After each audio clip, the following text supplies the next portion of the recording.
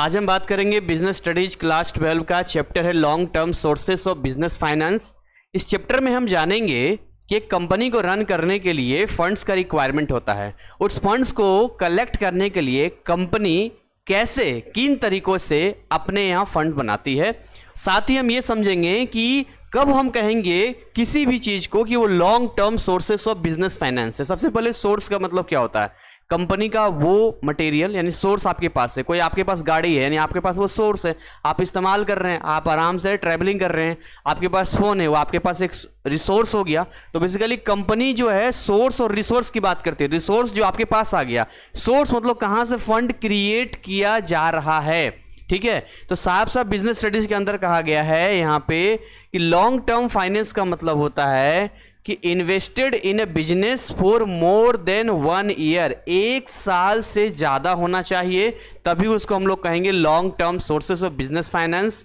And these funds are use for significant investment. जैसे कि अगर मान के चलो कि हमें एक्वायर करना फिक्स एसेट, जैसे हमें बिल्डिंग जमीन खरीदनी है, बिल्डिंग्स खरीदना है, मशीनरी पार्ट खरीदना है, या फिर हमें फाइनेंस करना है बड़े बड़े प्रोजेक्ट को, या फिर सपोर्ट करना है बिजनेस के एक्सपेंशन को। तो इन सारी चीज़ों के लिए कंपनी को जो रिक्वायर्ड होता है फंड का उसकी ग्रोथ के लिए, तो वहां पर हम लोग 1 साल से ज़्यादा वाली चीज़ों को लॉन्ग टर्म सोर्स कहते हैं।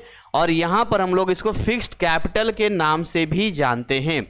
अब यहां पर अगला टर्म आता है, या अगला सवाल ये कह सकते हैं कि जो सोर्स होता है वो लॉन्ग टर्म फाइनेंस का, वो कैसे हमें मिलता है, कहां से कंपनी उसको लेती है। एक इंटरनल बात करेंगे हम लोग, एक एक्सटर्नल बात करेंगे हम लोग। इंटरनल का मतलब क्या होता है? रिटेन्ड, री इन्वेस्टमेंट, ये वर्ड ज़्यादातर आप यूज करते हैं। और मैं आपको अच्छे तरीके से यहाँ समझाना चाहूँगा कि जब कोई कंपनी को प्रॉफिट होता है, अभी आपने पिछले पार्ट में ईपीएस देखा था, ईबीआईटी देखा था, ये सारी चीज़ें आपने देखा था। आपने ये भी देखा था कि भाई ईपीएस में जो है पर शेयर की जो वैल्यू है वो बढ़ जाता है, तो हम कहते हैं कि प्रॉफिट हर एक शेयर को हुआ है। तो कौन सी कंपनी बढ़िया है? जिसका ईपीएस बढ़िया है। और किसी भी कंपनी का ईपीएस तब बढ़िया होगा जब उसकी ईबीआईटी बढ़िया होगी, और ईबीआईटी उसका तब बढ़िया होगा जब कंपनी सही तरीके से मैनेज करके यानी कि प्रॉफिट कमाएगी। तो जब कंपनी प्रॉफिट कमाती, इस बात को समझिए, मान लो कंपनी है, कंपनी ने प्रॉफिट यहां पर कमाया, ठीक है, तो प्रॉफिट कमाने के बाद अब ये क्या करेगा? डिविडेंड रूल करेगा। डिविडेंड रूल के अकॉर्डिंग क्या करेगा? जितने शेयर हैं इनके पास में, वो सारे शेयर में क्या कर देगा? डिवाइड कर देगा। मान लो कंपनी को 100 रुपये का प्रॉफिट हुआ, एग्जाम्पल आपको बता रहे हैं। अब इसमें कंपनी या तो इस 100 रुपये को इनको डिविडेंड में डाल दे। पहले वो प्रीफर्ड वाला भी हम देख लेंगे, अभी प्रीफर्ड का भी इसमें पढ़ना है कि क्या होता है। मान लो कि शेयर्स में इसने बांट दिया, तो अब इसके पास कुछ बचा? कुछ नहीं बचा। लेकिन कंपनी अब क्या करेगी? इसको रिटेंड करेगी। रिटेंड का मतलब 2 ऑप्शन इनके पास है। एक, मान लो 50 रुपया अपने पास रख लिया, 50 रुपया प्रॉफिट दे दिया, और इस 50 रुपये का इन्हें री इन्वेस्ट कर दिया। क्या कर दिया? री इन्वेस्ट कर दिया वापस, कि अगली प्रॉफिट कमाएंगे फिर हम सबको बांट देंगे। दूसरा तरीका ये हो सकता है कि हमने 100 का 100 रुपीज यहां पर क्या कर दिया? री इन्वेस्ट कर दिया वापस, मतलब हमने किसी प्रोजेक्ट में, किसी काम में लगा दिया, ताकि फिर से प्रॉफिट होगा, फिर से हम इनको ज़्यादा अगली बार ज़्यादा प्रॉफिट के साथ इनको देंगे। तो इसको बोलते हैं इंटरनल। मतलब कंपनी ने कहीं से कोई शेयर अलग से इशू नहीं किया है, ना ही कहीं से कोई कर्ज लिया है, ना ही कोई इक्विटी पे की बात कर रही है, ना ही कोई प्रीफर्ड शेयरिंग की, कुछ नहीं बात हो रही है। जो उनकी प्रॉफिट है उसी में से इन्होंने काम किया है। तो इसको हम कौन से नाम से जानेंगे? इसको बोलेंगे इंटरनल सोर्स, यानी रिटेन्ड अर्निंग के नाम से जानेंगे। जो साफ साफ कहता है कि ये रेफर करता है उन प्रॉफिट्स को that are not distributed to share holders as dividend but are reinvested back into the business. यानी कि शेयर होल्डर्स के बीच में इसको डिस्ट्रीब्यूट ना करके इसको वापस री इन्वेस्ट कर दिया गया, right. And it is a cost effective way of financing as there is no interest और नो रीपेमेंट ऑब्लिगेशन। सबसे अच्छी बात यहां पर हमें यह देखने को मिलती है कि अगर इस तरह की चीजें हम करते हैं तो यहां पर हमें कोई इंटरेस्ट नहीं देना होता है। फॉर एग्जाम्पल मान लेते हैं कि कंपनी ये 100 रुपया सबको डिवाइड कर देती है और 100 रुपया कहीं लोन लेती है। हालांकि बड़ा बड़ा टर्म है, छोटा छोटा ले रहा हूं। मान लो 100 रुपया कहीं से लोन लेती, ठीक है। तो अब लोन तो ऐसा देता नहीं, तो कहता ठीक है जी लोन हम आपको देंगे, लेकिन साथ में आपको इंटरेस्ट भी देना पड़ेगा, जिसमें वो बांट देती इतने महीनों में आपको करना है, तो आपके ऊपर एक बर्डन आ गया, तो आपको कोई इंटरेस्ट नहीं देना है ना। इसके अलावा यहाँ पर कोई भी आपको रीपेमेंट नहीं करना है, जैसे लोन में रीपेमेंट बार बार करना होता है। तो आपका पैसा तो आपने यूज कर लिया, तो एक तरीके से आप इंटरेस्ट और रीपेमेंट से बच गए, मेंटली फ्री हो गए, फाइनेंशियली फ्री हो गए। अब आप इसको सही तरीके से इस्तेमाल कीजिए। तो ये होता है इंटरनल। लेकिन इंटरनल का भी अपना एक लिमिटेशन होता है, कितना इंटरनल कर लेगा। कंपनी को बड़े प्रोजेक्ट में हाथ लगाना है, कंपनी को बड़े फंड की जरूरत है, इंटरनल उसकी प्रॉफिट अगर उतनी है ही नहीं तो कितना करेगा। और दूसरी बात, हम बहुत ज़्यादा अगर इंटरनल की बात करेंगे, अगर हम ईपीएस हमारा डाउन हो जाएगा, हर शेयर की वैल्यू गिर जाएगी, तो आगे से हमारे पास जो शेयर का जो वैल्यू है, जो पब्लिक हम पर ट्रस्ट करती है, जो पब्लिक पैसा लगाती है, वो क्यों आगे से लगाएगी। तो ये भी तो हमें देखना होगा। आप हर बार ये काम नहीं कर सकते हैं। हाँ, अगर ऐसा है कि आपकी हिस्ट्री अच्छी है, आपने एक दो बार ऐसा काम किया है और ईपीएस की वैल्यू आपने और बढ़ा के दिया है, तब तो चलिए एक पल के लिए होल्ड हो जाएगा, आपका काम हो जाएगा यहाँ पे। चलिए एग्जाम्पल हम आपको बताना चाहेंगे, जैसा कि हर चैप्टर में आपको यहाँ पर बताते हैं यहाँ पर, वैसे यहाँ एग्जाम्पल बताएंगे। एक कंपनी है ग्रीन अर्थ प्राइवेट लिमिटेड, और इस कंपनी का एग्जाम्पल मैं यहाँ पर आपको बताना चाहूँगा। ग्रीन अर्थ प्राइवेट लिमिटेड एक कंपनी है जो इको फ्रेंडली प्रोडक्ट बनाती है। पिछले कुछ वर्षों में बहुत प्रॉफिट कमाया है। कंपनी ने डिसाइड किया कि अपनी नई जो है, हम लोग मैन्युफैक्चरिंग फैसिलिटी के लिए एक ज़मीन खरीदते हैं, लैंड परचेज करते हैं, ठीक है। तो ज़मीन खरीदने का इन्होंने इरादा लिया कि हम ज़मीन यहाँ पर परचेज करेंगे।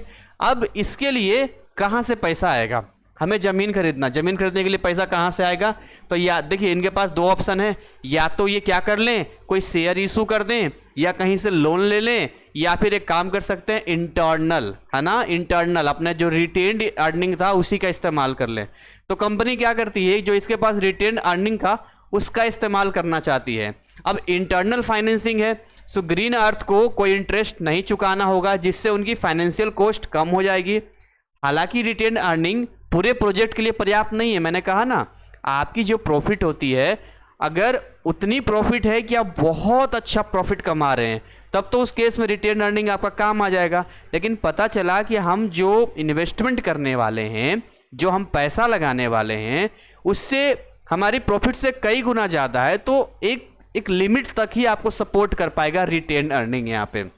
इसीलिए अब आपको रिटेन्ड अर्निंग यानी इंटरनल के साथ साथ आपको एक्सटर्नल सोर्स का भी इस्तेमाल करना पड़ेगा, जैसे कि इक्विटी हो गया आपका, है ना, जैसे कि प्रिफर्ड शेयर हो गया आपका, जैसे कि आप डेप्ट यानी कर्ज ले सकते हैं, इवन डिवेंचर भी जा सकते हैं। अभी आपको डिवेंचर वगैरह नहीं समझ में आएगा, हम आगे आपको बताएंगे यहाँ पर। बट इतना समझिए कि हम अपने यहाँ से पैसे ना लेके बाहर से पैसे मांग रहे हैं या कलेक्ट कर रहे हैं, या जो भी चीज़ें हम अपने चीज़ों को कर रहे हैं, तो ये हमारा एक्सटर्नल में चला जाएगा यहाँ पे। अब हम आपको ये समझाना चाहेंगे कि जो मैं आपको बता रहा था कि इंटरनल का कुछ मेरिट्स है और कुछ डीमेरिट्स भी है। अगर हम लोग मेरिट्स की बात करें तो यहाँ मेरिट्स में आता है कि कोई भी इंटरेस्ट यहाँ पर आपको नहीं देना पड़ता है, ना ही कोई रीपेमेंट आपको करना पड़ता है। तो यहाँ पर आप एकदम हैप्पी हो जाते हैं जी, टेंशन नहीं है, अपन का कोई टेंशन नहीं है। मान लो आप एक बिजनेस कर रहे हैं और इस बिजनेस में आपके जो पैसे थे, या मान लो आप 2-3 पार्टनर हैं, उसी पैसे से कर लिया, क्या दिक्कत है, कोई दिक्कत वाली बात नहीं है। ऐसा होता है ना, कोई इंटरेस्ट नहीं देना है। अच्छा, आगे बात करते हैं। फाइनेंशियल स्टेबिलिटी है यहाँ पर कंपनी का, doesn't rely on external loans. तो एक्सटर्नल लोन्स का यहाँ पे उस तरह से नहीं जाता है, जिस तरह से एक्सटर्नल लोन वगैरह आप लेते हैं, तो स्टेबिलिटी आपकी बनी रहती है। लेकिन कुछ डीमेरिट्स भी है। अच्छा, डीमेरिट क्या है यहाँ पर, लिमिटेड फंड्स है। सबसे बड़ी बात ये है, मैंने कहा ना, लिमिटेड फंड्स है, जो कि आपके बड़े प्रोजेक्ट के लिए काफ़ी नहीं होगा, तो आपको जो है एक लिमिट तक ही ये सपोर्ट करेगा यहाँ पे। दूसरी बात ये है कि शेयर होल्डर्स में expect higher dividends and could be dissatisfied profit are not distributed। अब देखिए यहाँ पर क्या है, पूरा का पूरा माजरा क्या है। आपकी कंपनी है, ध्यान समझिएगा, आप कंपनी चला रहे हैं यहाँ पर, आपकी कंपनी है, आपकी कंपनी के पास फंड कहाँ से आ रहा है, तो आम पब्लिक के पैसों से आ रहा है। कहाँ से फंड आ रहा है, मेजोरिटी में जो फंड आता है, इक्विटी की हम बात करते हैं, जो रेशियो हमने आपको बताया था 60 और 40 का रेशियो बताया था। नो डाउट आप ये 40 वाला कहीं से डेब्ट या कर्ज ले सकते हैं, एक्सटर्नल कर सकते हैं, बट 60 आपका वो पैसा है जिसमें कोई इंटरेस्ट नहीं देना है आपको। मान लो वो पैसा आपके पास आ गया, तो ये जितने पब्लिक है वो पैसा लगा रही है। क्यों पैसा लगा रही है, क्योंकि इनको अच्छे से पता है कि अगर ये कंपनी अपनी खुद की कंपनी खड़ी करेंगे तो इतना पैसा इनके पास नहीं है, ना इनके पास समय है, तो आप पे ट्रस्ट करके आपके शेयर्स को परचेज करके आपको फंड कलेक्ट कर रहे हैं। लेकिन अगर आप रिटेन्ड बार बार करेंगे या ये सेटिस्फाइड नहीं होते हैं, या प्रॉफिट इनको उस तरीके से नहीं मिल पाता है, तो ऐसे कंडीशन में फिर आपके लिए एक चैलेंजिंग हो सकता है, क्योंकि शेयर होल्डर्स के बिहाफ पे ही आपकी कंपनी चल रही है। या तो आपकी कंपनी ऐसे चले कि हमारा शेयरिंग, मान लो कि हमारे कंपनी के पास जो है 10,000 शेयर है, 10,000 शेयर है, 10,000 शेयर में मान लो कि 6,000 शेयर कंपनी ने खुद ही खरीद लिया है। अब इतना कंपनी अंडरस्टैंड करे, खुद का इनका प्रॉफिट हो, तब तो कोई दिक्कत वाली बात नहीं है। But most of the companies के पास क्या होता है, मेजोरिटी में जो शेयर्स होते हैं वो आम पब्लिक का पैसा होता है, और आम पब्लिक पैसा लगाती है छोटे छोटे चीज़ों के लिए। अगर किसी ने 10,000 रुपया शेयर खरीदा है तो वो दिमाग में लेकर चलते, चलो अगली बार प्रॉफिट होगा तो ये 12,000 भी हो जाएगा, 2,000 का प्रॉफिट हो जाएगा, 5,000 भी हो जाएगा, तो वो 2,000, 5,000, 10,000 इतना ही देख रही है आम पब्लिक, उसके आगे नहीं है। लेकिन कंपनी का क्या है, कंपनी के पास ऐसे लोगों के, बहुत सारे लोगों का पैसा है, तो कंपनी मोटा पैसा कमाने का सोच रहा है कि हम 2 करोड़ कमाएंगे, हम 3 करोड़ कमाएंगे, हम यहाँ इन्वेस्ट करते हैं, हम वहाँ इन्वेस्ट करते हैं। तो ये विजन आपके पास है, ना कि उस इंसान के पास है, क्योंकि उस इंसान ने छोटे छोटे पैसे लगाए हैं, तो उसी अकॉर्डिंग वो अपनी चीज़ों को सोच पा रहा है। तो हमें इस बात का विशेष ध्यान रखना होगा। इसीलिए इसका एक डिमेरिट पार्ट भी हम कह सकते हैं इंटरनल, आपका इंटरनल सोर्स का यहाँ पे। तो आई होप आपको इंटरनल समझ में आ गया होगा। अब बारी है एक्सटर्नल की। एक्सटर्नल में जितने भी पॉइंट्स हैं उन सारे पॉइंट्स को बड़े ध्यान से आप समझना, क्योंकि इनके बारे में आपको ना केवल लिखने के लिए आएगा, बल्कि इनके ऊपर एमसीक्यू क्वेश्चंस, 1 मार्क के क्वेश्चंस और फिलअप जैसे क्वेश्चंस भी आपके एग्जाम में पूछे जाएंगे, तो इनका विशेष ध्यान रखना। चलिए अगले पार्ट की हम शुरुआत करते हैं यहाँ पे, और यहाँ स्टार्ट करते हैं external sources of long term finance. मैं अगेन रिपीट करता हूँ, कोई भी आप फाइनेंस कर रहे हैं अगर 1 साल से ज़्यादा, तभी हम उसे लॉन्ग टर्म फाइनेंस के नाम से जानेंगे। और बड़ा इंटरेस्टिंग चैप्टर है, आप सभी को ये मालूम होना चाहिए कि इंटरनल फंड जब काम नहीं आता है, इनफ नहीं होता है, तब कंपनी एक्सटर्नल की ओर जाती है। एक्सटर्नल में वो रेज करती है एडिशनल कैपिटल, मतलब अपनी जो है वेल्थ को बढ़ाती है यहाँ पे। और सबसे पहला जो उनके पास ऑप्शन होता है, नंबर 1 होता है, वो होता है इक्विटी इश्यू करते हैं, वो इश्यूएंस हो गया। इक्विटी मतलब बराबरी के हिस्सेदारी। कंपनी है, कंपनी ने मान लो कोई प्रोजेक्ट लगाना है, कंपनी ने शेयर इश्यू कर दिया, शेयर की उसी हिसाब से वैल्यू रख दी, जो भी प्रोजेक्ट उनका है उन्होंने पूरा बता दिया कि ये प्रॉफिट होगा इतना, इस तरह की चीज़ें आप बताएंगे ना शेयर में जितनी जाएगी। तो सबसे पहला हम शेयर पे काम करेंगे, शेयर को इशू करेंगे यहाँ पर, ताकि हमारे पास बहुत आसान तरीके से फंड आ जाए। ध्यान दीजिएगा, इक्विटी शेयर ही एक ऐसा माध्यम है, एक ऐसा तरीका है जिससे कंपनी रन कर पाती है बिल्कुल टेंशन फ्री होके। नो डाउट आपको मैनेजमेंट करना होता है, प्लानिंग करनी होती है, सब कुछ करना होता है, लेकिन एक बड़ी मात्रा में फंड आपके पास आता है, जिस फंड का इस्तेमाल करके आप ग्रो कर सकते हैं।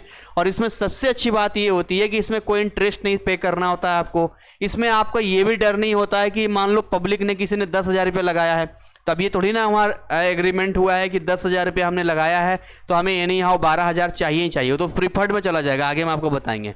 यानी अगर आप गिरते हैं तो वो बाकी लोग भी गिरेंगे, तो आपके ऊपर उतना बर्डन नहीं होता है। मोटा मोटी बात ये हो गई। तो सबसे बेस्ट ऑप्शन होता है इक्विटी इश्यूएंस का। लेकिन कई बार जब बड़े बड़े प्रोजेक्ट होते हैं तो इक्विटी वाला इश्यूएंस भी काम नहीं आता, इक्विटी शेयर भी उतना मतलब एक लिमिट तक हेल्प कर पाता, फिर भी पैसे की कमी पड़ जाती है। फिर हम दूसरे सोर्स की तरफ जाते हैं, जो अगले पॉइंट में हम देखेंगे। तो इक्विटी शेयर क्या है यहाँ पे, इक्विटी शेयर रिप्रेजेंट करता है ऑनरशिप इन द कंपनी, यानी कि इनडायरेक्टली वो ऑनरशिप मिल जाता है। ऑनरशिप किसको कहते हैं, मतलब किसी भी कंपनी का मालिक बनने का मतलब क्या है।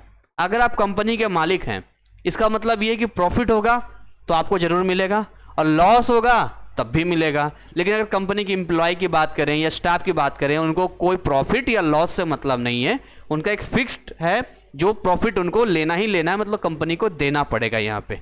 तो ऑनरशिप मिल गया यहाँ पर। अब जब कोई भी कंपनी इशू करता है इक्विटी को, तो ये सेल करता है शेयर को investor in exchange for capital. तो शेयर होल्डर्स रिसीव करते हैं डिविडेंड्स को अलग अलग कंपनी के प्रॉफिट्स पे, but they also face the risk of receiving no return if the company does not perform well. देखिए, ये एक पब्लिक के साथ धोखा हो सकता है, इन्वेस्टर्स के साथ धोखा हो सकता है। मान लो एक इन्वेस्टर है, उसने 1 करोड़ रुपया मार्केट में लगा दिया, तो 1 करोड़ रुपया किसी भी कंपनी में लगा दिया, आपके पास पैसा है, आपने कंपनी देखा, जैसे मैंने आपको बताया था ग्रीन अर्थ कंपनी, आपने देखा यार ग्रीन अर्थ कंपनी बहुत ही बढ़िया काम कर रही है और मुझे लगता है कि ये अगले कुछ समय बहुत तेजी से ग्रो करेगी। कंपनी का एक प्रोजेक्ट है, कंपनी ने बहुत अच्छे तरीके से बता दिया कि हमारा ये प्रोजेक्ट है, इसमें इतने टाइम में हम इतना प्रॉफिट करेंगे और हमारा ईपीएस की ये वैल्यू रहने वाली है, मतलब पर शेयर इतना इतना जाएगा। आज की डेट में शेयर की वैल्यू देख लेंगे कितना है, तो आपने दिमाग लगाया कि अगर ये कंपनी ग्रो करती है और मैं यहाँ पर 1 करोड़ रुपया लगाता हूँ तो यहाँ पर मेरा 1 करोड़ 1.5 करोड़ बन सकता है, मतलब हमारा 50 लाख का प्रॉफिट हो सकता है यहाँ पे। लेकिन ये उल्टा भी तो हो सकता है ना, कोई सिक्योरिटी थोड़ी ना है कि कंपनी जो है बिल्कुल ही ऊपर जाएगी। आपने देखा नहीं है बहुत सारे मूवीज हैं जैसे स्कैम 1992 देख लीजिए, या शेयर्स के ऊपर, शेयर मार्केट में कई लोग देखते हैं कि सुसाइड कर लेते हैं। कैसे कर लेते हैं? मार्केट जब जंप करता है तो बड़ी तेजी से जंप करता है, उस समय तो बड़ा अच्छा लगता है, लेकिन जब मार्केट नीचे गिरता है कि शेयर की वैल्यू जब गिरती है तो फिर बड़े बड़े कंपनियों के लिए क्या है, उनके लिए तो लॉस लेंगे, फिर भी उनका एक हिसाब किताब होता है। बट आम पब्लिक क्या करेगी? आम पब्लिक को सीधे घर बेचना पड़ेगा, आम पब्लिक इतने कर्जे लेती है, जमीन बेचना पड़ेगा, तो उसके लिए बड़ा चैलेंज हो जाता है।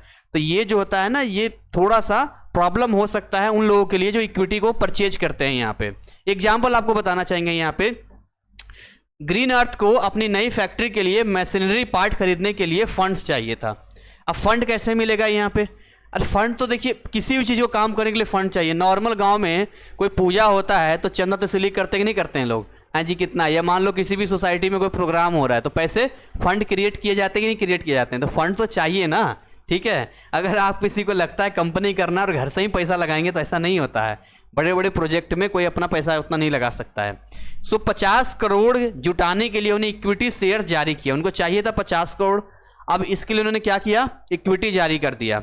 अब इन्वेस्टर इन शेयर्स को खरीदते हैं, वे कंपनी के हिस्सेदार बन जाते हैं और उन्हें ग्रीन अर्थ के प्रॉफिट के आधार पर डिविडेंड मिलता है, यानी जो भी प्रॉफिट आगे कमाएगी तो उनको उनके भी हिस्सेदारी मिलेगी। तो इसमें सीधी सी बात है ना, मैं तो बार बार आपको बोल रहा हूं कि 50 करोड़ रुपया तो खुद कोई एक आदमी लगा दे, कोई एक आदमी लगा दे, इतनी क्षमता है तो लगा दे। लेकिन ये भी देखो ना, अगर ये अकेला 50 करोड़ रुपया लगाता है और कल को ये गिर जाता है तो इसकी पूरा का पूरा जमा पूंजी खत्म हो जाएगा ना। लेकिन अगर मल्टीपल लोग होंगे और मल्टीपल लोगों का जाएगा तो थोड़ा थोड़ा सबका जाएगा, तो उतना असर नहीं आएगा। इसलिए बड़ा से बड़ा बिजनेसमैन भी अपनी जमा पूंजी कभी भी डायरेक्ट नहीं लगाता है। उसके पास बहुत पैसा है, किसी किसी बिजनेसमैन को देखें ना, मतलब अरबों में रुपया है, लेकिन जब वो बड़ा प्रोजेक्ट लगाता है तो शेयर इशू करता है। उसे अच्छे से पता रोड पे आने में टाइम नहीं लगेगा। मान लो किसी के पास 500 करोड़ रुपया है, 500 करोड़ रुपए में उसने बिल्कुल एकदम बोला हम तो मार्केट में सुपर हीरो, हम कुछ भी कर सकते हैं। 250 करोड़ रुपए का प्रोजेक्ट लगा दिया, अब गिर गया तो 250 करोड़ बनाने में कितना टाइम लगा था उसको, लेकिन गिर गया तो अब वो समझदारी करेगा। वो क्या करेगा? 50 करोड़ रुपए अपना लगा के 200 करोड़ का शेयर ले लेगा, शेयर बना देगा। अब 250 करोड़ गिरेगा तो कितना गया? 50 करोड़ तो गया। अभी भी उसके पास 450 करोड़ रुपया है। तो इस तरीके से बिजनेसमैन बिजनेस करते हैं यहाँ पे। तो बहादुरी इस बात में नहीं है कि पूरा पैसा लगाया जाए, बहादुरी इस बात में है कि हमारे शेयर की वैल्यू बढ़ना चाहिए ताकि इन्वेस्टर इन शेयर को खरीदे और हमारे पास फंड आ सके। अब देखिए, इसमें भी कुछ मेरिट है, कुछ डिमेरिट है। क्या मेरिट है, क्या डिमेरिट है, ये थोड़ा सा हम आपके सामने डिस्कस करना चाहेंगे, जो कि बहुत ही इंपॉर्टेंट होता है। मेरिट की बात करें तो मैंने आपको कहा कोई रीपेमेंट नहीं करना है, यहाँ पे कोई रिक्वायर्ड नहीं होता है कि भैया एकदम से आपको रिटर्न करना ही करना है। यहाँ पर कैपिटल रेस्ट, देखिए ऐसा नहीं समझिए, मैं लाइन आपको पढ़ के बता रहा हूं, no repayment obligation as equity does not require the company to return the capital raised। आप बात को समझिए, यहाँ पे आपको कोई रीपेमेंट नहीं करना है और इक्विटी कभी भी रिक्वायर्ड नहीं होता है आपके कैपिटल के रेस्ट पे। आपकी जो पूंजी है, जो कैपिटल आप बढ़ा रहे हैं, उस पर उसका कोई लेना देना नहीं है। बस फंड आता जा रहा है, उस फंड का आप इस्तेमाल करते जाइए, ये आपका सबसे बढ़िया बात है। दूसरा क्या है? ये इनहेंस करता है credibility in the market as the company's capital base expand.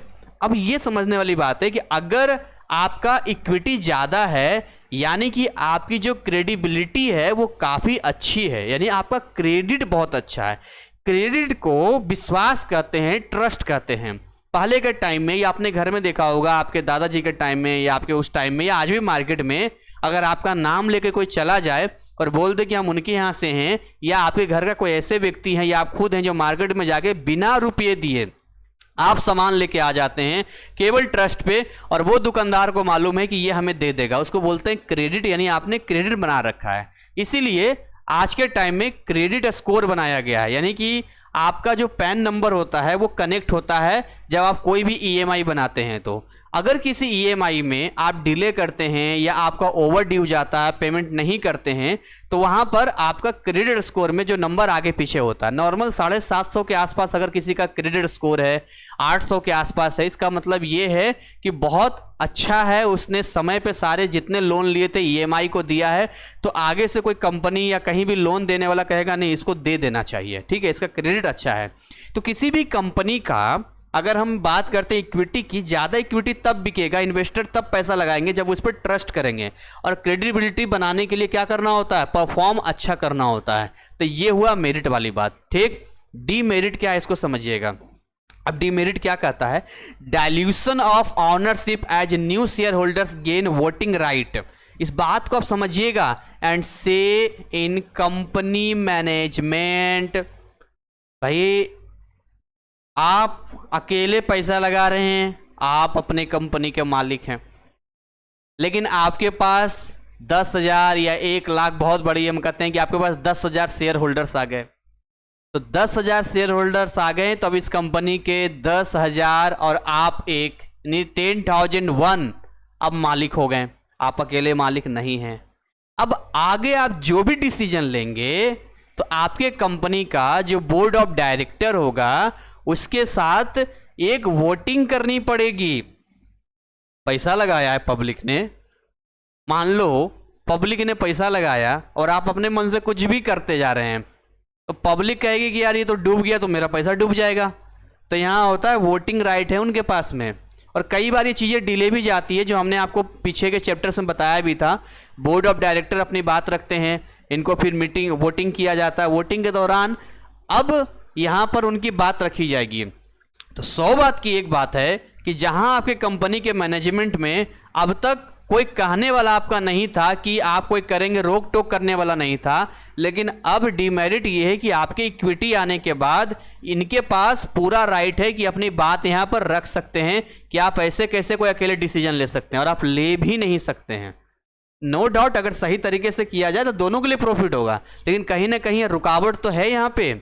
इसके अलावा issuing equity can be costly due to legal fees and procedural requirements. कई बार क्या होता है कि जब हम इशू करते हैं इक्विटी को तो कई बार वो महंगा हो जाता है, क्योंकि उसमें लीगल फीस भी आ जाता है, उसमें बहुत सारे प्रोसीजर्स होते हैं जो कि रिक्वायर्ड होते हैं, देने ही देने होते हैं।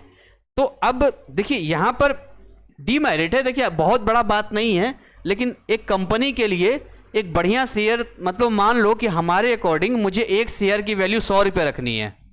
कितना रखना है? 100 रुपया रखना है, लेकिन मान लो कि ये बन गया 120 रुपया, तो अब ये 20 रुपया एक्स्ट्रा चला गया, क्योंकि यहाँ लीगल फीस भी जाना है, बहुत सारे प्रोसेस होते हैं, उसको फॉलो करना पड़ता है यहाँ पर हर जगह, वहाँ पर आगे करने के लिए लीगल तरीके से। तो ये जो एक्स्ट्रा जाएगा तो यहाँ पर हो सकता है, देखिए ऐसा कोई ऐसा नहीं है, लेकिन कहीं ना कहीं आपका जो शेयर की वैल्यू है ना वो की रेट बढ़ गया, कॉस्टली हो गया यहाँ पे। तो अब क्या होता है, अगर किसी का शेयर कम होता है तो पब्लिक थोड़ा ज़्यादा इन्वेस्ट करती है, ठीक है। इन्वेस्टर्स बोलेंगे, पब्लिक नहीं बोलेंगे, मुंह से पब्लिक इसलिए निकलता क्योंकि आपको समझाना होता है। बाकी आप चाहे एक शेयर खरीदिए, चाहे 10,000 शेयर खरीदिए, आप कहलाएंगे इन्वेस्टर ही, ठीक है।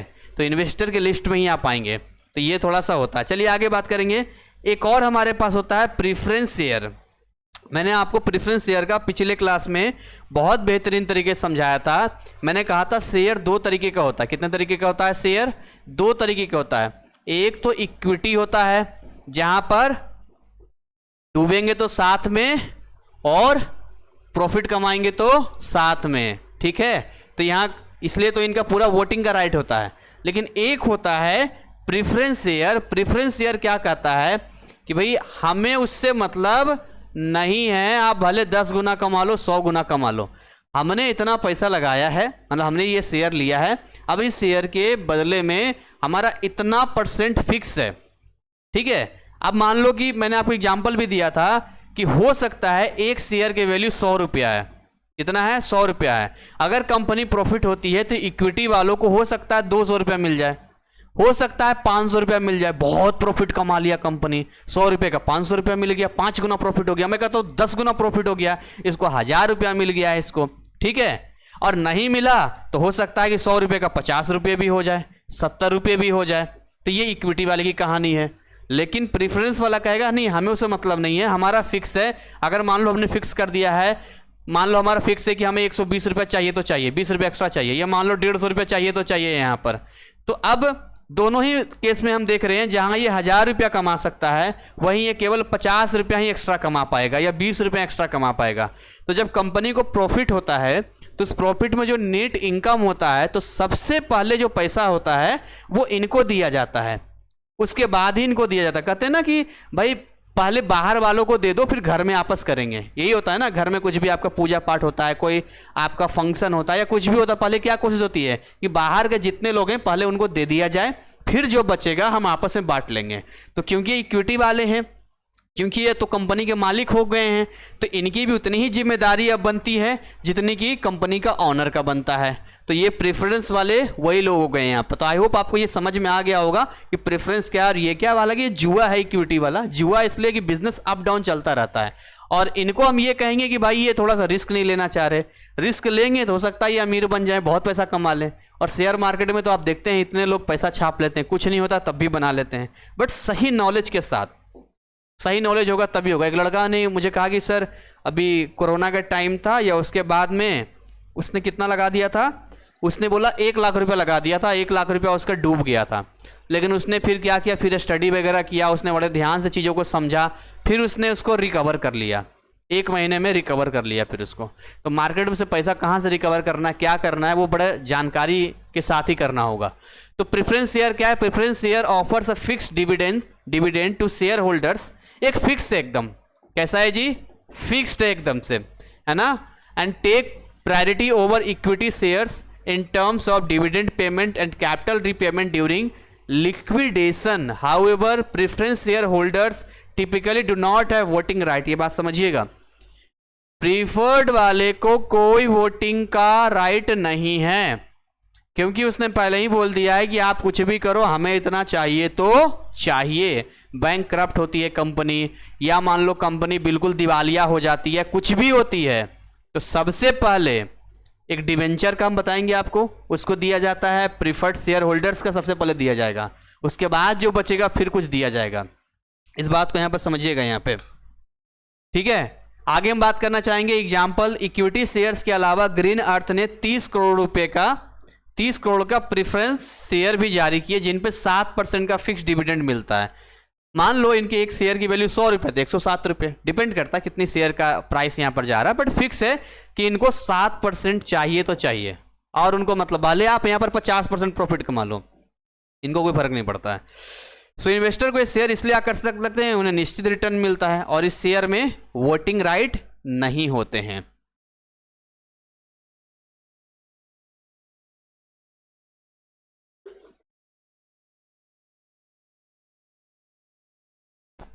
आगे बात करना चाहेंगे, प्रेफरेंस शेयर का भी कुछ मेरिट होता है और कुछ डिमेरिट होता है। क्या क्या मेरिट डिमेरिट होता है वो हम देख लेते हैं, ठीक है। तो यहां पर लिखा है कि fix dividend payment provided a stable return of for investors. अब आपको ये समझिए, मेरिट ये है कि आपका फिक्स करना है, आपने बहुत अच्छा रिटर्न कमा लिया, लेकिन इनको फिर भी आपको कम ही देना पड़ेगा, ज़्यादा आपको नहीं देना है। आपने 7% बांधा था ना, एग्जाम्पल ऊपर वाले 7% देना है, बाकी अपने पास रखिए आप। तो ये होता है। और दूसरा इन्वेस्टर के लिए भी होता है कि स्टेबल रिटर्न है, उनको भी पता है कि हमारा पैसा डूबना है नहीं, कुछ नहीं तो इतना प्रॉफिट तो हो गया। आप बैंक में जाइए ना, बैंक में जाने के बाद आप देखोगे, कोई बैंक में चले जाना, वहाँ पर एफडी होती है, अभी हम इसकी चर्चा करेंगे, फिक्स डिपॉजिट होता है। तो वहाँ पर क्या होता है कि 1 साल के लिए, 2 साल के लिए, 3 साल के लिए आप अपने पैसे को वहाँ पर क्या कर सकते हो, ब्लॉक कर सकते हो, होल्ड कर सकते हो। फिर बैंक वाले उस पैसे का अपना बिजनेस में इस्तेमाल करते हैं, एंड देन आफ्टर फिर आपको जो भी उनका फिक्स होता है वो आपको मिलता है वहां पर, यही जाएगा ना। कोई वोटिंग राइट यहां पर नहीं है तो आपको कोई प्रॉब्लम नहीं होगा, आप मेंटेन कर पाएंगे अपने मैनेजमेंट को अपने तरीके से। ये कुछ अच्छी बातें हैं। अच्छा, कुछ डिमेरिट भी है, जैसे companies obligated to pay dividends even if profit are low. भैया आपका प्रॉफिट बहुत ही कम हो गया, कमाई ज़्यादा नहीं हुई, तब भी ये कहेंगे अच्छा हमें उससे मतलब नहीं है, मेरा पैसा निकालो, आपने कहा था 7% पर है, 8% पर है, हमें उतना पैसा चाहिए। आप खुद सोचो ना, किसी बैंक में आपने 10 लाख रुपया एफडी करा दिया, बैंक वाले ने कहा था कि 2 साल बाद 7% का रिटर्न हम आपको देंगे पर ईयर का, जिसमें हम आपका जो है कंपाउंड इंटरेस्ट भी बनाएंगे, नहीं चक्रवृद्धि ब्याज भी आपका देंगे। 2 साल बाद पैसा लेने गए, अब वो बैंक कह रहा है कि हम तो दिवालिया हो गए जी, हमारे पास पैसा है नहीं, प्रॉफिट ज़्यादा हो नहीं पाया। तो आप कहेंगे अच्छा तो इसमें मेरी क्या गलती है? तुम उसी समय बोलते नहीं होता, हमारा दो पैसा तुम, और पैसे के साथ साथ में जो तुमने कमिटमेंट किया था वो भी पूरा करो। तो ये चीज़ें जो होती है आपको बिल्कुल ही देना होता है, प्रॉफिट लो होगा तब भी। प्रेफरेंस शेयर होल्डर्स है priority over equity share holder, ध्यान दीजिएगा, सबसे पहले नंबर 1 में इनको पैसा देना होगा। आप बिल्कुल नीचे गिर जाइए, कोई मतलब नहीं इनको, है ना। अब बाकी जो आपके इक्विटी वाले हैं वो तो आपके साथ साथ ही चलेंगे, ठीक है, वो तो सिंपल ही कहता है, हम तो डूबेंगे सनम तुमको भी ले डूबेंगे, है ना, हम जाएंगे तुमको भी ले जाएंगे साथ में, गिरेंगे तो साथ में और बढ़ेंगे तो साथ में।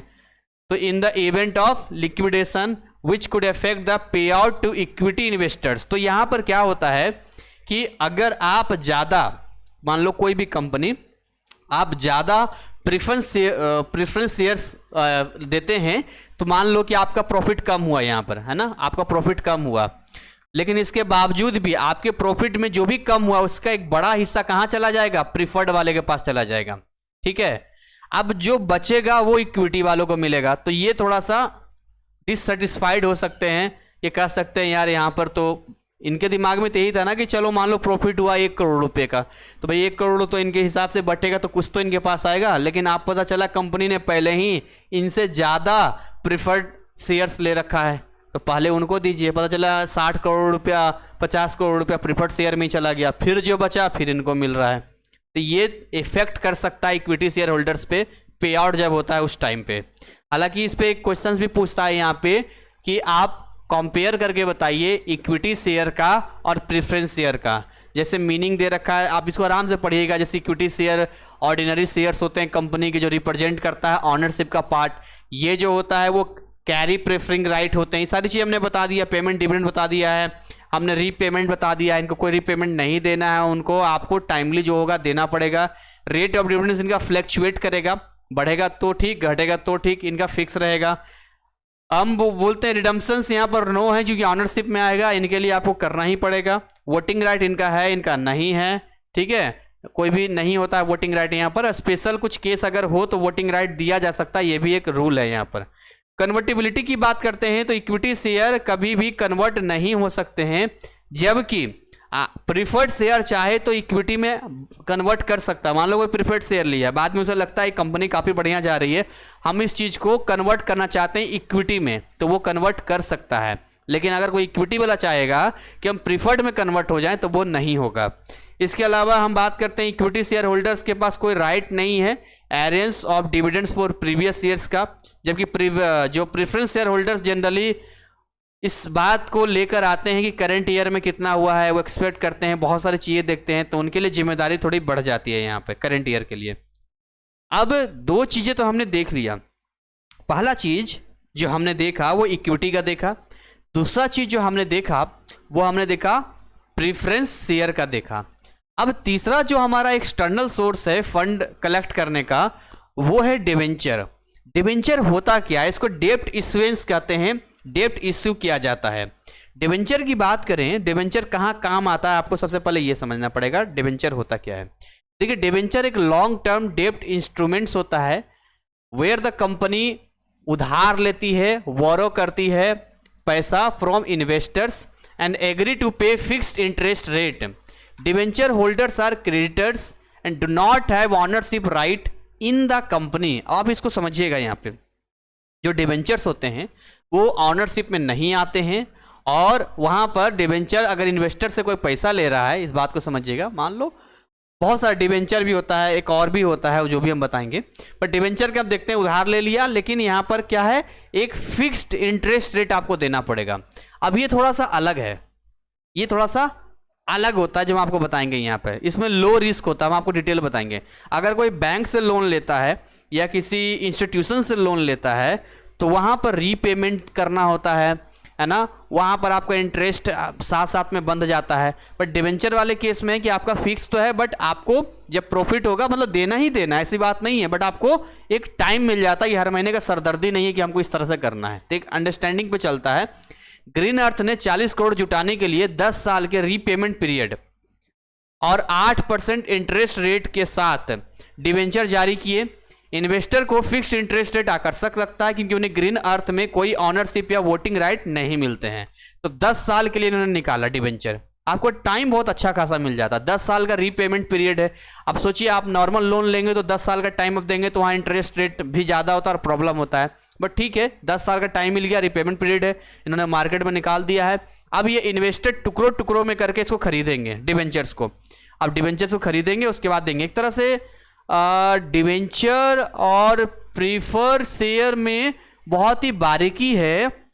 एक्चुअली जो इक्विटी होती है और जो प्रीफर्ड शेयर होता है, जो शेयर की वैल्यू होती है, दोनों के लिए बराबर होता है। बट डिवेंचर थोड़ा सा अलग है ना, डिवेंचर की थोड़ी अलग कहानी है क्योंकि ये लगता तो है ये प्रीफर्ड शेयर जैसा, बट थोड़ा सा अलग यहाँ चला जाता है। आगे हम बात करना चाहेंगे इसके मेरिट की या इसके डीमेरिट की, यहाँ बात करना चाहेंगे। अगर हम इसके मेरिट की बात करते हैं तो यहाँ पर क्या जाएगा, मेरिट में debentures holders receive a fixed return making it A low risk investment for them. एक लो रिस्क इन्वेस्टमेंट है यहाँ पे। ग्रीन अर्थ रिटेन्स कंट्रोल, पूरी कंट्रोल कंपनी के ग्रीन अर्थ के पास में। डिवेंचर होल्डर्स कोई भी वोटिंग राइट नहीं है।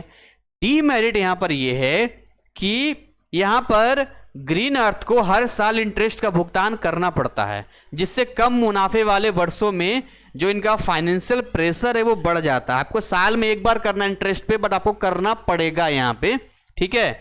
और सिक्योर डिवेंचर्स के लिए कंपनी को अपनी एसेट्स को गिरवी रखना पड़ सकता है, जिससे भविष्य में उधारी के विकल्प सीमित हो सकते हैं।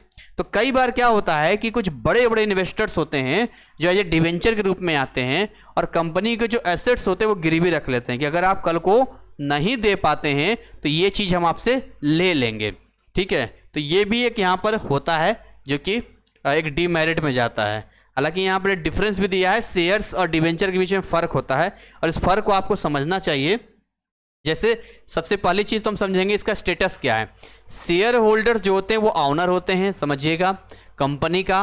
वो प्रोवाइड करते हैं ऑनरशिप कैपिटल में और वो रिफंडेबल कभी भी नहीं होता है, भले ही कंपनी घाटे में चला जाए या लिक्विडेटेड अमाउंट भी बोलते हैं, उस तरह से नहीं होता है, लिक्विडेटेड में नहीं होता है।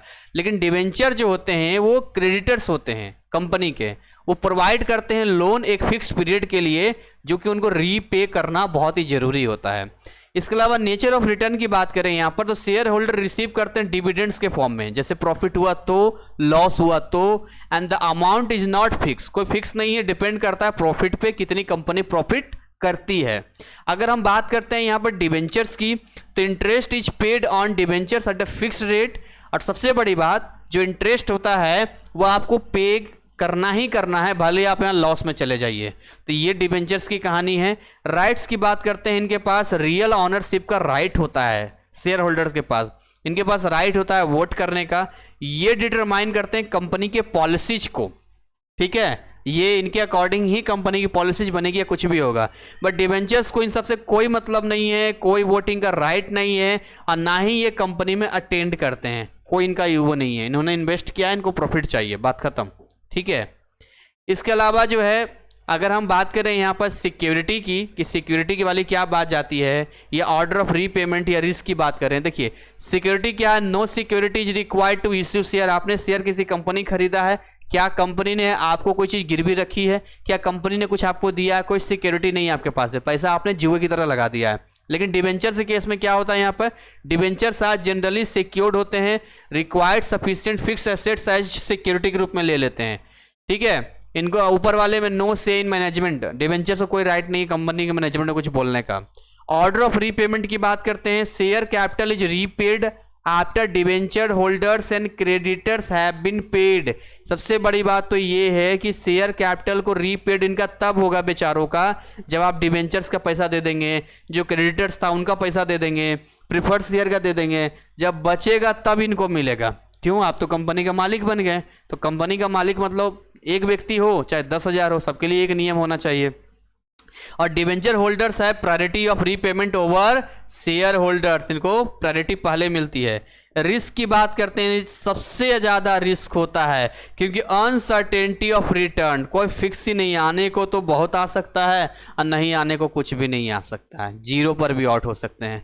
पर डिवेंचर्स में लिटिल रिस्क है क्योंकि यहाँ पर सर्टेन रिटर्न आपको आना ही आना है, कुछ नहीं तो गिरवी ले रखा है उसी से काम कर लेगा यहाँ पे। तो आई होप आपको ये शेयर और डिवेंचर्स की कहानी समझ में आ गई होगी। अब यहाँ बात करेंगे फोर्थ पॉइंट की, loans from special financial institutions, जिसको SFIS के नाम से जानते हैं।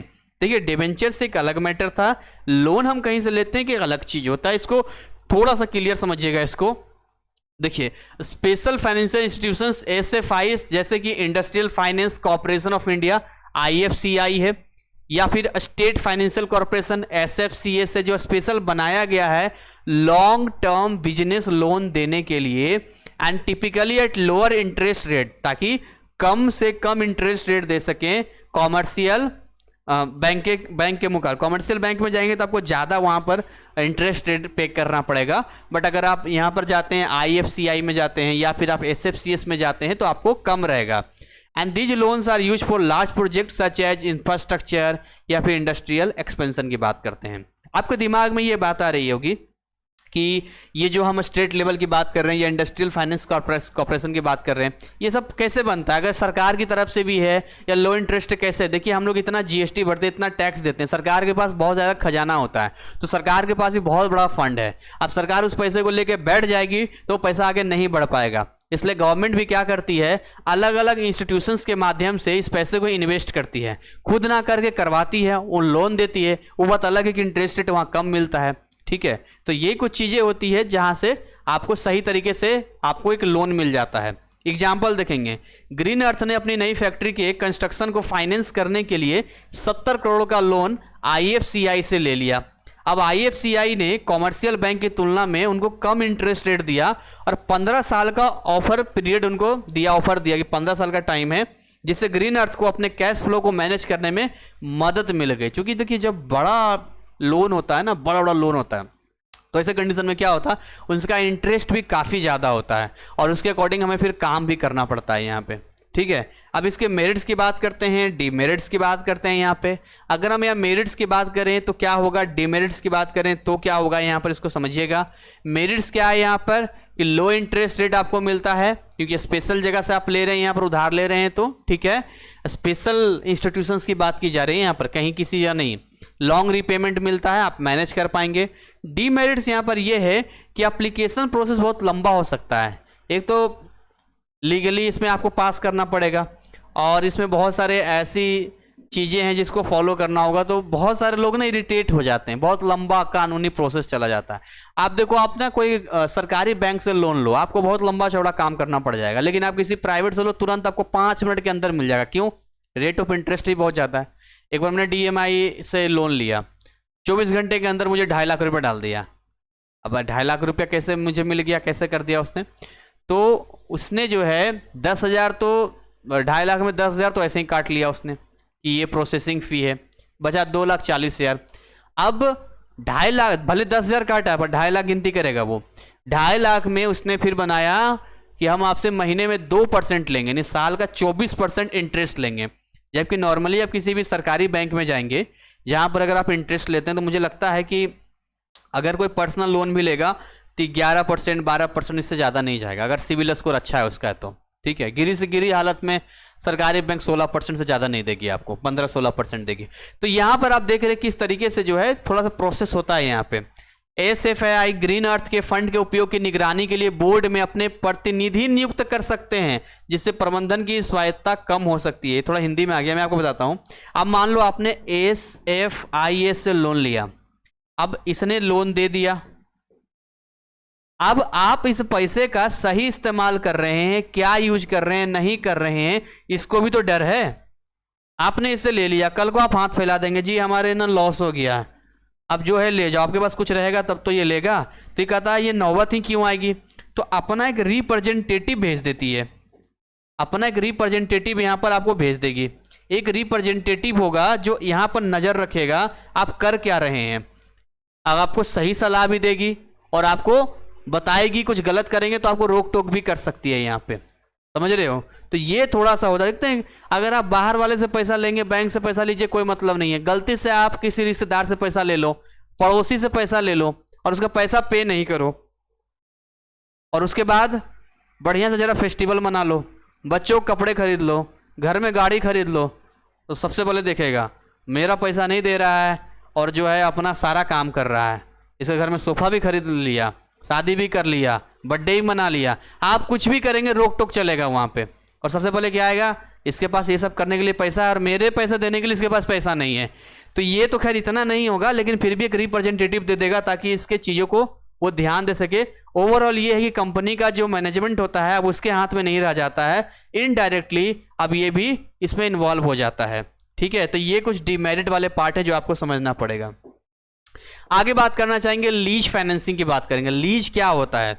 लीज पे आपने सुना होगा कि कुछ सालों के लिए कोई चीज़ होल्ड कर लेते हैं हम लोग, ठीक है, ये भी कुछ लोग करते ही हैं। देखिए, लीज फाइनेंसिंग अलाउ करता है कंपनी को इस्तेमाल करना है किसी एसेट्स को एज ए ऑनर के रूप में another party lessors in exchange for regular rental payment. तो ठीक है, आप एक रेगुलर पेमेंट उनको दे दीजिए, बाकी आप उसके मालिक हो गए, इतने टाइम के लिए आप इस्तेमाल कीजिए।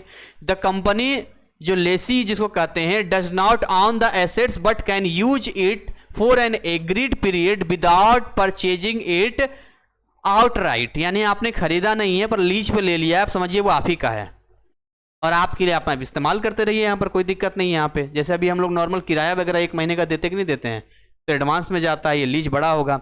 अब ग्रीन अर्थ ने महंगी मशीनरी को आउटराइट खरीदने के बजाय लीज फाइनेंसिंग का विकल्प चुना। उन्होंने मशीनरी को लीज पर लिया और इसके लिए मंथली रेंटल फीस का भुगतान किया। इससे ग्रीन अर्थ बिना बड़ा अपफ्रंट में ज़्यादा इन्वेस्टमेंट किए बिना प्रोडक्शन इनका स्टार्ट हो गया। हालांकि ये तो मशीन पार्ट का है, ज़मीन वगैरह या बिल्डिंग का लीज पे ज़्यादा चलता है। इसका भी अपना मेरिट है और इसका भी अपना डीमेरिट है। अगर हम इसके मेरिट की बात करते हैं तो मेरिट वाले में lower up front cost allow green earth to conserve capital for other use. यानी कि देखिए, आपका अप फ्रंट बहुत ही कम कॉस्ट है, बहुत ही कम है, जिससे ग्रीन अर्थ को मौका मिला है कंजर्व करने। क्या कंजर्व करेगा? तो बाकी यूज इसको कन्वर्ट कर सकते हैं। Lease payments are often tax deductible reducing the company's tax burden. जब बड़ी बड़ी कंपनियां होती है तो उसको टैक्स बहुत ज़्यादा देना पड़ता है। आप कोई चीज़ खरीदेंगे तो वहाँ पर आपको जो है बहुत सारे टैक्स सरकार को देना पड़ेगा, पर लीज में आएंगे तो एक एग्रीमेंट नॉर्मल सा होता है जहाँ पर कोई एक्स्ट्रा टैक्स आपको नहीं देना होता, तो टैक्स से भी आप बच गए। बट अगर हम डीमेरिट्स की बात करते हैं, अब इसके पास देखिए, आपके पास क्या लीज पर ले लिया, एक टाइमिंग है इतने टाइम के लिए, अगर वो टाइम मान लो एंड होने वाला है तो आपके मशीन का ऑनरशिप फिर आपको नहीं मिलेगा, आएगा उठा के लेकर चला जाएगा, फिर आप कुछ नहीं कर सकते हैं। ये वापस लीज पे आप लेना पड़ेगा या उसकी इच्छा है। लीज एग्रीमेंट में एसेट्स को मॉडिफाई या अपग्रेड करने पर कुछ प्रतिबंध हो सकता है। मैंने कहा ना, एक प्लॉट है, इस प्लॉट पे कंपनी रन कर रही है, मान लो सिंपल आपको एग्जांपल बताते हैं। हमारे दिल्ली में एक जगह है सीमापुरी, वहाँ पर कॉर्नर पे एक जूस वाले ने जूस का दुकान खोला, लीज पे लिया होगा या क्या लिया होगा पता नहीं। कॉर्नर था, खूब चला उसका जूस का दुकान, खूब चला, इतना चला कि पूछो नहीं। जब उसका लीज खत्म होने वाला था तो जिसका वो था उसने कहा भाई अब अपना रास्ता देखो, यहाँ पर हम खुद खोलेंगे, उसने खुद अपना खोल लिया। तो ये चीज़ें भी थोड़ा सा डीमेरिट्स में यहाँ पर जाता है कि आपका जरूरी नहीं है, मान लो 10 साल का टाइम है, 10 साल खत्म हो गया, अब उसकी इच्छा है वो नहीं देना चाहता, आप ज़बरदस्ती भी उस पर नहीं कर सकते। लेकिन अगर उस टाइम पे आपने इसको अगर खरीद लिया होता तो कोई नहीं आपसे लेता। चलिए आगे बात करना चाहेंगे। नेक्स्ट यहाँ पर है पब्लिक डिपॉजिट्स की बात करते हैं। देखिए, पब्लिक क्या करती है ना, मान लो पब्लिक के पास 10 लाख रुपया है, 5 लाख रुपया है, 20 लाख रुपये है या 50,000 रुपये है, तो पब्लिक सोचती है कि पैसा ऐसे ना रख के हम कुछ प्रॉफिट कमा लें। अब सवाल वही आता है, प्रॉफिट तभी कमाया जा सकता है जब एक बिजनेस किया जाए, और बिजनेस करने के लिए मैनेजमेंट करना होता है, फंड चाहिए होता है, टाइम देना होता है, जो कि इतने कम पैसों में तो नहीं हो सकता है, और ना पब्लिक के पास समय ये सब करने के लिए। तो पब्लिक पहुंचती है बैंक वालों के पास में और कहती है हमको एफडी कराना है। बैंक वाले भी अलग अलग ऑफर देते हैं, ये बोलते हैं ये महिला का स्पेशल है, लेडीज का इसमें ज़्यादा इंटरेस्ट मिलेगा, ये बुजुर्गों का है, सीनियर सिटीजन का है, ये नॉर्मल का है। देखते हैं अलग अलग इंटरेस्ट आपका जो होता है आपको मिलता है। तो फिक्स डिपॉजिट आपने करवा दिया 2 लाख रुपए का कि हम 2 साल बाद मुझे कितना मिल जाएगा, 2,30,000 मिल जाएगा, 2,40,000 रुपये हमें मिल जाएगा यहाँ पे, और वो सारा पैसा जो फंड कलेक्ट हुआ फिर आगे चला जाता है। सो पब्लिक डिपॉजिट और funds raise directly from the public often through advertisement, आप उसका एडवर्टीजमेंट कर सकते हैं ताकि पब्लिक आएगी, एफडी कराएगी। Individual deposit money with the company in exchange for a higher interest rate, अब वो कंपनी हो सकता है उनको हायर इंटरेस्ट रेट देके हम पैसा कमा के आपको देंगे। They would receive from A bank, ठीक है, पब्लिक ने बैंक को दिया, बैंक से इन्होंने ले लिया। So this deposits are typically use for short और मीडियम टर्म फाइनेंसिंग नीड्स, छोटे छोटे। एक टाइमिंग के पहले अगर आप अपने एफडी को तोड़वा लेते हैं तो ऐसे कंडीशन में आपको जो लाभ मिलना चाहिए फिर आपको नहीं मिल पाता है। ग्रीन अर्थ ने 20 करोड़ जुटाने के लिए पब्लिक डिपॉजिट, मान लो डिसीजन लिया कि पब्लिक डिपॉजिट का हम यूज करेंगे, कितने के लिए, 20 करोड़ रुपए के लिए, तो जिसमें बैंक की तुलना में अधिक ब्याज दर की पेशकश की गई। उसने कहा कि अगर बैंक, मान लो बैंक में आप जाते हो तो बैंक आपको अगर 8% देता है रिटर्न, तो हम आपको रिटर्न 10% देंगे। पब्लिक को बड़ा अच्छा लगा और पब्लिक ने यहाँ पर एफडी करना शुरू कर दिया यहाँ पर, जिससे कि वर्किंग कैपिटल इनको अच्छा खासा मिल गया। हमने कहा था ना, वर्किंग कैपिटल क्या होता है, कंपनी को ऑपरेट करने के लिए जिस पैसे की जरूरत होती है उसको हम लोग वर्किंग कैपिटल कहते हैं। तो इस कंपनी के पास अच्छा खासा वर्किंग कैपिटल आ गया इस एफडी के जरिए। अब यहाँ पर मेरिट्स भी है, डीमेरिट्स भी है। यहाँ पे एक कंपनी चलाने के लिए बहुत दिमाग लगाना पड़ता है, एक जगह से पैसा कभी नहीं आ सकता है, इसलिए अलग अलग चीज़ों का इस्तेमाल करना होता है, इसलिए अलग अलग प्रोफाइल होते हैं, इतना मैनेजमेंट होता है, और कहीं भी चूक होती है, गलती होती है तो वहाँ पर रिस्की भी होता है, तो बहुत ध्यान से कंपनी चलानी पड़ती है। So public deposit do not require, बोल सकते हैं collateral, so green earth assets remain अनप्लीज्ड, यानी कि यहाँ पर यह है कि पब्लिक डिपॉजिट्स में कोई ऐसा आपका नहीं है, पैसा आपके पास आ गया, अब आराम से उतने टाइम के लिए आप इस्तेमाल कर लीजिए यहाँ पर, ठीक है। इसके अलावा raising funds through public deposit simpler and less expensive than issuing share और डिवेंचर्स। देखिए, अगर आप कोई शेयर इशू करेंगे तो आपको पैसा लगेगा, अगर आप डिवेंचर इशू करेंगे तो आपको पैसा लगेगा, लेकिन अगर आप पब्लिक डिपॉजिट को बनाते हैं तो इसमें कोई ज़्यादा पैसा नहीं लगता, आराम से पैसा भी आ जाता है। डिमेरिट्स क्या है, लिमिट है यहाँ पर, अब यहाँ पर रेज तो कर दिया पब्लिक डिपॉजिट में, बट उतना नहीं आ पाएगा जितना आप समझ रहे हैं, आने को आ भी सकता है बट उतना नहीं आएगा। Depositors may withdraw their fund suddenly leading to potential liquidity issue, हाँ इसमें ये भी बात है। मान लो कि 20 करोड़ रुपये का यहाँ पर प्लान था हमारा, था ना 20 करोड़ रुपये का, 20 करोड़ रुपये में से कुछ पब्लिक ऐसा है जिसने 50,000 रुपये एफडी कराया था, लेकिन उसके घर में कुछ अर्जेंसी आ गई, अब वो आपके पास पहुँच जाएगी, कहेगी जो 50,000 रुपये तो हमें वापस चाहिए, तो आप बैंक वाले उसको या आपकी कंपनी के लोग समझाएंगे कि देखिए अगर आप अभी तोड़ देंगे तो आपको प्रॉफिट नहीं मिलेगा, बोले कोई बात नहीं हमें वापस चाहिए, तो पता चला इसमें से 5 करोड़ रुपये आपका रिटर्न करना पड़ गया। तो ये एक बड़ा डीमेरिट है कि पैसा कभी भी जा सकता है, हो सकता है 20 करोड़ में 10 करोड़ वापस चला जाए, कुछ नहीं कर सकते हैं, इसलिए इसका एक लिमिटेशन होता है यहाँ पे। तो ये एफडी पब्लिक के ऊपर ज़बरदस्ती आप नहीं कर सकते हैं। ये आपका कंक्लूजन है जो मैंने आपको समझाया, और ये लास्ट में चैप्टर का समरी है जो मैंने आपको सारी चीज़ें यहाँ पर समझाई और बताई है यहाँ पे। उम्मीद करेंगे कि सारी चीज़ें आपको समझ में आई होगी और आप इसको अच्छे तरीके से समझ पाए होंगे, और इस चैप्टर को बहुत ही सावधानी से पढ़िएगा, क्योंकि एक एक टर्म बहुत ही बारीक है, इसको आपको लिखना भी चाहिए, पढ़ना भी चाहिए, क्वेश्चन आंसर भी आपको साथ साथ में करना चाहिए। मिलेंगे एक नए चैप्टर में जहां पर हम और कुछ नई चीज़ें सीखेंगे, और जो भी चीज़ आप पढ़ते हैं ये सोच के चलिए कि अगर आपकी खुद की कंपनी होती तो कैसे इंप्लीमेंट करते हैं, तो आपको चीज़ें ज़्यादा समझ में आएगी। Thank you so much, wish you all the best, जय हिंद, जय भारत।